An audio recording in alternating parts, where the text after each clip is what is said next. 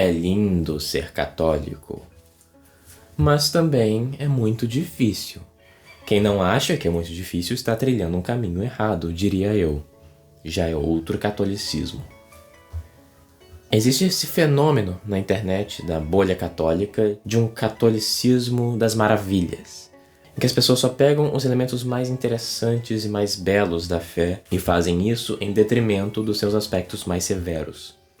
Existe esse ar perfumado na internet católica de falar das vidas dos santos, de histórias belas, de exemplos, de muitas coisas a serem admiradas e falar muito pouco da necessidade de querer a santidade.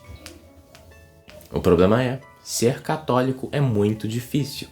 Existe esse perfil muito engraçadinho da pessoa que vai dizer: bom, eu vou à missa todos os domingos, rezo o meu terço.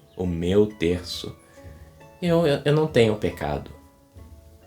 Ora, o catolicismo é muito difícil justamente por causa da moral católica, que é muito mal compreendida, até mesmo pelos católicos. Existe o básico do básico, uma moral que até um protestante conseguiria seguir. Aí existe um nível acima, um patamar intermediário, onde começa a se falar sobre modéstia, pudor.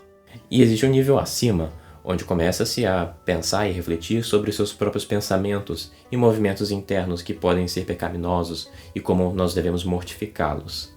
Mas muitos estão presos na estaca zero, em que a moral católica se limita a cumprir os seus mandamentos e obrigações religiosas, em que a pessoa busca reconciliar todos aqueles prazeres que são mundanos com a sua fé.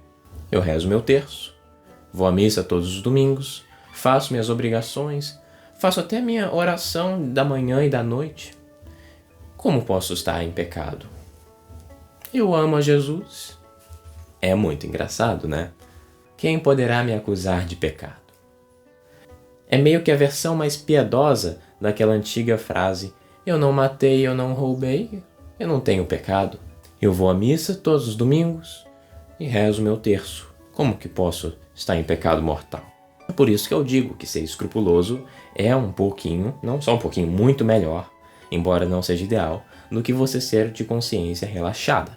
Eu não estou dizendo que as pessoas que aderem a isso que eu chamei de catolicismo das maravilhas são pessoas que são representadas por esse estado que eu estou descrevendo. Claro que não. Muitas são almas mais piedosas que levam grandemente a sério a sua fé e a vida moral, a vida do combate entre o espírito e a carne. Muitos levam a sério, sim, não estou fazendo essa conexão. O problema é que muito pouco se fala da dificuldade da fé católica. Muitos fãs da apologética vão enfrentar veementemente o protestantismo na sua doutrina de que só a fé salva, mas vão agir como se só a fé salvasse.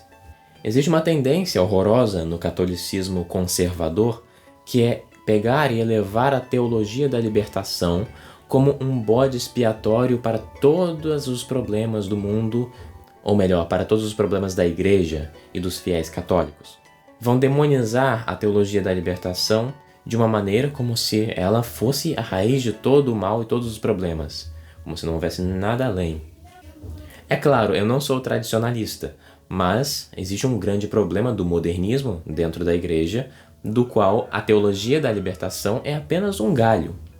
E existe esse batimento tão frequente na mesma tecla de novo e de novo e de novo na teologia da libertação, TL, TL, TL, tal que, eventualmente, ao ouvir uma pregação de algum bispo falando sobre a necessidade de obras de misericórdia, de doar e ajudar os pobres, será acusado de ser TL por estar ensinando doutrina católica.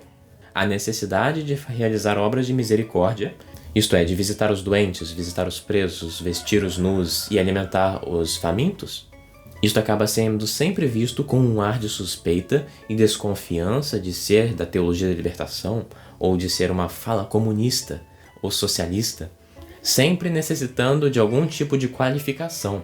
Por exemplo, nós precisamos ajudar, mas nós temos que pregar o evangelho para elas. De fato, nós devemos, mas a obrigação de ajudar os necessitados não é apenas um preceito que Cristo instituiu. Ela faz parte da lei natural. Então, havendo uma oportunidade de pregar o evangelho ou não havendo, nós devemos sim ajudar os necessitados. É um preceito natural. Eu vi uma meditação do padre José Eduardo falando sobre essa passagem: "Ide malditos para o fogo eterno preparado para o diabo e seus anjos, porque estive faminto e não me deste de comer", e assim vai. Ele percebe, evidentemente, que Jesus não diz que vocês não creram em mim, na minha palavra, em que eu falei para fazer isso. Não. Jesus, nosso Senhor, trata a necessidade de ajudar os pobres como um comando, um mandamento natural que todos os homens deveriam entender, sem precisar de ter a fé católica. E no meio católico conservador, em que a teologia da libertação é o único problema do mundo, isso se torna um mandamento que necessita de inúmeras qualificações, muitos poréns, muitos mas, para não soar como se você fosse TL. Outro problema que eu vejo, muitos católicos simplesmente não acreditam que é possível você cometer pecado pelos pensamentos. E esse é um tópico muito mal discutido. É óbvio, não me levem muito a sério nisso, tomem tudo que eu disser com uma pitada de sal, porque eu sou um escrupuloso doente, mas muitas pessoas simplesmente vão para o extremo oposto, de simplesmente fingir que não existe pecado de pensamento. Muitos também vão fingir que existe um direito absoluto de liberdade de expressão que vai lhes permitir insultar um sacerdote de Cristo e não incorrer em nenhum pecado mortal. E aqui eu falo de insultos sérios mesmo, que muitas pessoas fazem na internet sem qualquer precaução, se dizendo católicos. De forma inescrupulosa, já vi inúmeros católicos dizendo absurdos na internet a respeito de política ou de certas pessoas, certas figuras, pecando gravissimamente contra a caridade.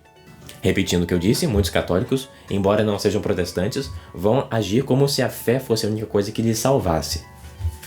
Muitos, ao serem abordados por um mendigo pedindo dinheiro, já vão começar a realizar inúmeras racionalizações para tentar explicar por que é que eles não têm a necessidade nesse momento particular de ajudá-lo, ou por que eles não podem, ou por que seria inconveniente, e porque eles já dão dinheiro para a igreja supostamente já ajuda os pobres, então eles não têm que dar dinheiro para eles pessoalmente, né? Ignorando completamente o mandato da sua própria consciência de que eles sabem que devem ajudá-lo. Existe também uma versão ideológica do catolicismo muito comum na internet, de católicos que às vezes nem à missa vão, mas professam uma espécie de ortodoxia e tradicionalismo, muitas vezes alimentado pela apologética, como se consumir conteúdos de apologética fosse um ato de piedade, e muitas vezes vão tratar a política como se ela fosse de maior importância que a própria fé. Vão agir como se ser de direita fosse acima de ser católico. Vão, às vezes, contrariar muitas das vezes que a igreja condenou o liberalismo econômico para professá-lo. É claro que fé e política combinam justamente porque a igreja tem autoridade moral, e a autoridade moral frequentemente encaixa-se em assuntos temporais. Por isso, a igreja deve sim se meter em política, como as pessoas falam. O problema é que a igreja não é de direita. Porque no final das contas, a direita surge com a Revolução Francesa. A direita trata-se do grupo dos revolucionários mais moderados, que se opõem aos revolucionários mais radicais. Você não quer ser de direita, né? O católico, como eu disse, deve ser sempre contra-revolucionário. A direita de hoje vai sempre ser a esquerda de 20 anos atrás. É sempre assim. Porque a revolução só progride. Progride desde o primeiro revolucionário, o próprio diabo. Então, meus irmãos, é bom que nós católicos nos convertamos. Haverá um último dia em que nós seremos perdoados dos nossos pecados uma última vez. É bom que isso aconteça depois de todos os nossos pecados. Haverá também um dia em que nós cometeremos o nosso último pecado. Haverá uma ofensa nossa contra Deus que será a última. Também é bom que essa seja antes do nosso último perdão. Não queiramos ir para o inferno. Devemos tomar muito cuidado com as pompas, com as idealizações, com a apresentação da nossa fé apenas das partes maravilhosas. Um catolicismo sem a cruz. O catolicismo sem a cruz é a pior apresentação da fé e um dos piores problemas que nós temos, é um dos mais sutis, que não vai afetar principalmente os católicos liberais, modernistas, mas até os católicos fiéis, incluindo até os que se dizem tradicionalistas. O catolicismo sem a cruz é uma trilha para o inferno acessível a todos os católicos. Então lembre-se, é sim lindo ser católico, mas também é muito difícil. E o quão cedo nós nos conformarmos com isso, melhor será para nossa salvação eterna. Fiquem com Deus, salve Maria.